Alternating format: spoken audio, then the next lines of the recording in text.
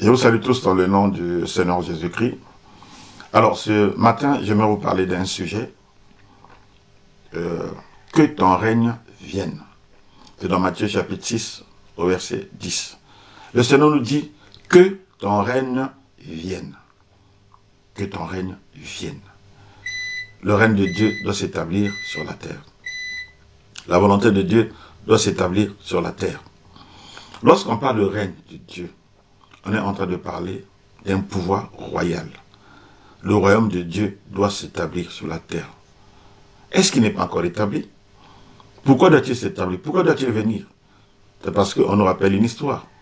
Dieu avait déjà établi son royaume sur la terre.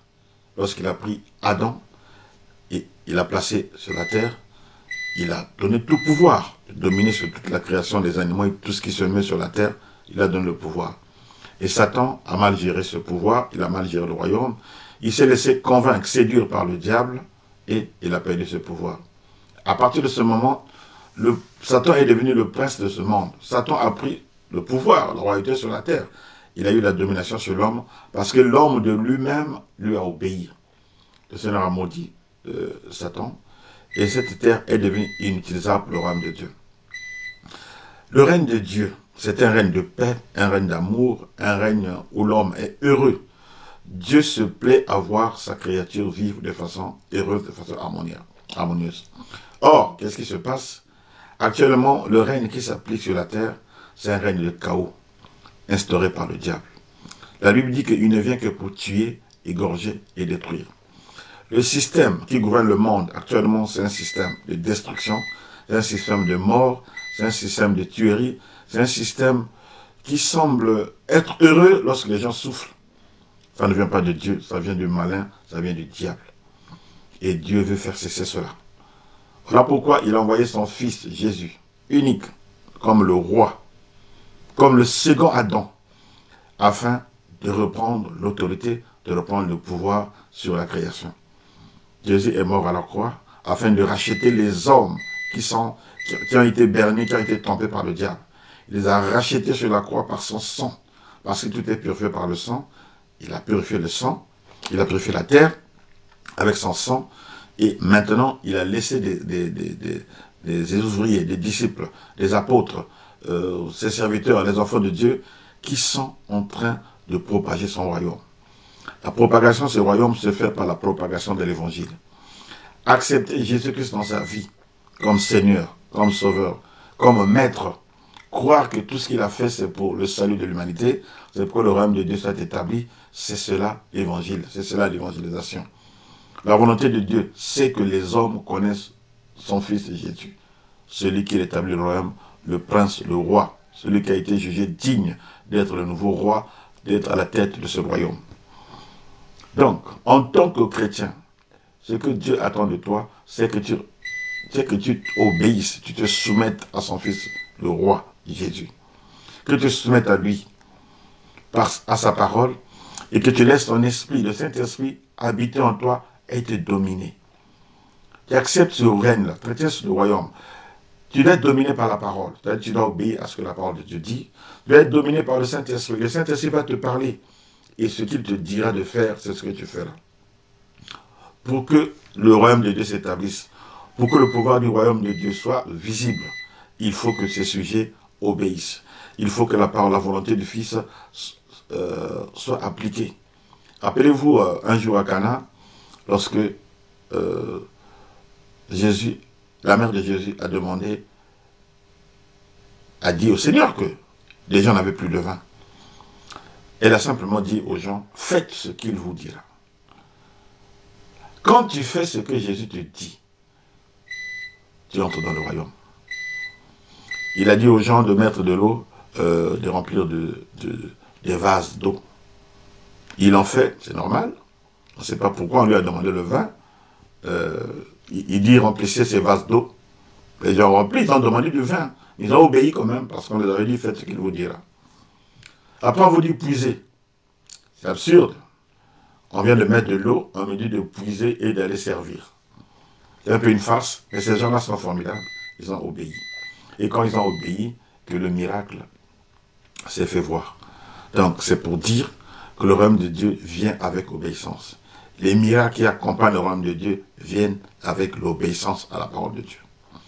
Moi, je vois beaucoup de gens qui disent, non, moi je ne prie plus parce que Dieu m'a déçu, ce que j'attendais de lui, il ne l'a pas fait, j'ai beaucoup prié, j'ai cherché, j'ai vu les serviteurs de Dieu, j'ai fait cela, maintenant je vis ma vie, je ne m'occupe plus de Dieu et tout cela. Est-ce que, toi tu dis Dieu t'a déçu, est-ce que tu avais accepté sa domination dans ta vie? Est-ce que tu avais accepté que le royaume de Dieu s'établisse dans ta vie? Est-ce que tu avais accepté de te soumettre à la parole de Dieu? Est-ce que tu avais accepté de te soumettre à l'Esprit de Dieu? Se soumettre à la parole de Dieu, c'est une chose. Se soumettre à l'Esprit de Dieu, c'est aussi une chose. L'Esprit de Dieu va t'amener dans les choses plus pratiques. Il y a des choses auxquelles tu as droit, parfois il va te dire, ne fais pas ça. Et tu dois te soumettre. C'est une vie consacrée. Est-ce que tu as consacré ta vie à Dieu? Est-ce que tu as obéi à la parole de Dieu? Pour voir le miracle de Dieu, pour voir la main de Dieu, pour être conduit par Dieu, il faut le suivre. C'est-à-dire qu'il faut obéir à sa parole. Il faut suivre Jésus. Comment tu veux que quelqu'un agisse dans ta vie si tu ne le suis pas? Pendant que toi tu es ici, et lui il est loin. Ça m'appelle l'image de Seigneur Jésus avec ses parents. Ils étaient tous au temple. Et après, ils ont quitté Jérusalem pour rentrer chez eux, à Nazareth. Pendant plusieurs jours, ils ont marché, croyant que l'enfant, les parents croyaient que l'enfant était avec peut-être des amis. Et après, ils l'ont cherché. Ils ont cherché, mais où est l'enfant? Où est Jésus? Ils sont repartis à Jérusalem. Ils ont trouvé Jésus était pour le rester à Jérusalem. Il y a des gens comme ça. Ils marchent dans leur vie. Ils sont loin. Ils sont déjà loin. Et après, ils se rendent compte que plus rien ne marche. Mais où est-ce qu'il est? Ils ont laissé Jésus loin. Ils ont marché dans leur voie alors que Jésus est ailleurs. Non. Pour que tu vives les effets de l'homme de Dieu dans ta vie, il faut que tu obéisses à sa parole. Il faut que tu obéisses à sa voix. Il faut que tu écoutes la voix du Saint-Esprit pour pouvoir marcher. Tu dois donc te laisser dominer par le royaume de Dieu, par la parole de Dieu. Tu dois laisser les principes de vie, les principes que Dieu établit, te conduire. Tu dois laisser le Saint-Esprit te parler, te conduire. Quand il te dit, va à gauche, tu vas à gauche, va à droite, tu vas à droite, avance, tu avances, arrête-toi, tu dois t'arrêter.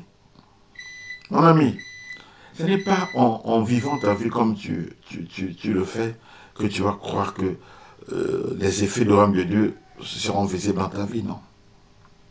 Donne ta vie à Jésus. Obéis à sa parole, suis-le. Le royaume de Dieu va s'établir. Bon, il y a beaucoup d'explications sur le royaume de Dieu actuellement. Certains veulent que ce royaume soit établi totalement actuellement dans ce monde. Ils veulent prendre le pouvoir, ils veulent être les princes, ils veulent être les rois, ils veulent occuper toutes les grandes fonctions de ce monde. Ce n'est pas ce que la Bible dit. La Bible dit que nous sommes dans ce monde, mais nous ne sommes pas du monde. Ce que nous recevons sur la terre comme puissance, ce n'est que juste que la Bible appelle ça les arts de l'esprit. C'est un avant-goût, c'est une avance, c'est une garantie. Nous voyons déjà cette puissance en nous. Et il n'est pas question que nous puissions régner totalement sur cette terre avec. Tous ceux qui ont fait ça, qui ont voulu prendre la puissance de l'homme de Dieu pour régner sur cette terre, ont mal fini. Regardez seulement tous les présidents qui arrivent, soi-disant chrétiens, et ils finissent mal. Certains se sont retrouvés en exil. Ce n'est pas de ce royaume, ce n'est pas de ce monde que le Seigneur parle. Ce monde est voué à la destruction. Si vous lisez dans le livre d'Apocalypse, il est dit que ce monde sera balayé, il y aura des nouveaux cieux, il y aura une nouvelle terre. C'est dans cette nouvelle terre que nous régnerons définitivement avec le Seigneur. Pour le moment, ce que nous pouvons faire sur cette terre, pendant que nous sommes, le règne que nous pouvons vivre, et c'est une domination, c'est vrai, mais sur chacun dans son environnement, là où il se trouve, et ça ne sera pas total. C'est par rapport à ce que Dieu te demande de faire, parce que tu ne peux pas te disperser. Dieu te donne un rôle spécifique, et chacun dans son rôle, il va régner. C'est-à-dire chacun dans son rôle, il va exceller. Mais en accord avec le plan de Dieu. Hein. Ce n'est pas que nous disons, bon, je vais prendre ceci, je fais ceci. Non, non, non, non, ce n'est pas cela. En accord avec ce que Dieu te demandera de faire. Parce que c'est lui le maître, c'est lui le roi, c'est lui qui établit les ministres, c'est lui qui établit ses serviteurs, c'est celui qui est le dispensateur des grâces, celui qui dirige toutes les choses. Voilà, bien-aimé. Que ton règne vienne. Désirons le règne de Dieu dans nos vies, d'abord dans nos vies. Désirons le règne de Dieu dans la vie des gens que nous aimons. Désirons le règne de Dieu dans la vie de nos ennemis.